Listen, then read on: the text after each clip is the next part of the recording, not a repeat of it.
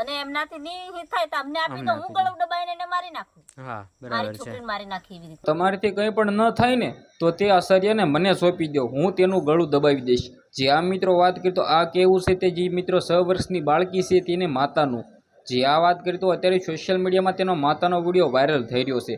જેમાં મિત્રો વાત કરી તો તમને બધા લોકોને ખબર છે કે જે આચાર્ય કર્યું હતું, જે આ વાત કરી તો સૌથી પહેલાં તો તે નરાધીમીને મિત્રો ફાંસી આપવા માટે અત્યારે દાહોદના લોકો છે એ મેદાનમાં ઉતરી ગયા છે.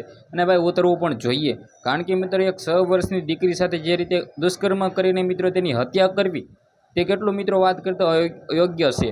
જે આ વાત કરી તો અત્યારે મિત્રો સોશિયલ મીડિયાનો માહોલ પણ ખૂબ જ ગરમ છે કે આચાર્યને ભાઈ બને એટલી જલ્દી ફાંસીની સજા આપવામાં આવે, કારણ કે મિત્રો જે 6 વર્ષની દીકરી સાથે જે કરવામાં આવ્યું છે, જે આ મિત્રો વાત કરી તો અત્યારે ભાઈ તમને લોકોને ખબર છે કે મિત્રો વાત કરી તો એ તો એને ખબર હોય કે જેની મિત્રો વાત કરી તો 6 વર્ષની દીકરી છે એ મિત્રો વાત કરી તો ગુમાવ્યું હોય તેને મિત્રો વાત કરી તો લગાતાર 6 વર્ષની દીકરી મિત્રો દરરોજ તેના મોઢા સામે રહેતી હોય ને અચાનક મિત્રો ગાયબ થઈ જાય તો તેની સાથે કેવું વીતે. જે આ વાત કરી તો અત્યારે સોશિયલ મીડિયામાં ખૂબ જ એટલે ખૂબ જ આના વિશે વિરોધ ચાલી રહ્યો છે.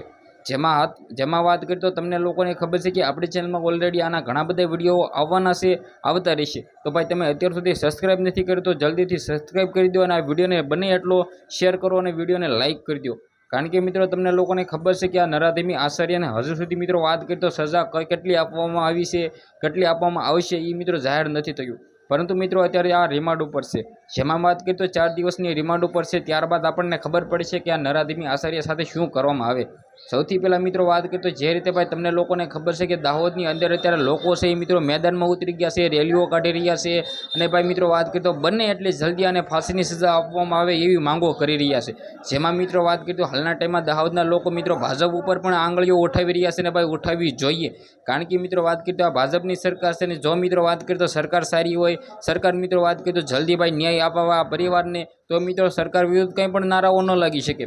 તો આ વિડીયો બને એટલો શેર કરી દો. આના વિશે તમારી શું કહેવું છે, તમારું મંતવ્ય અમને કમેન્ટ સેક્શનમાં જરૂર બતાવી દેજો.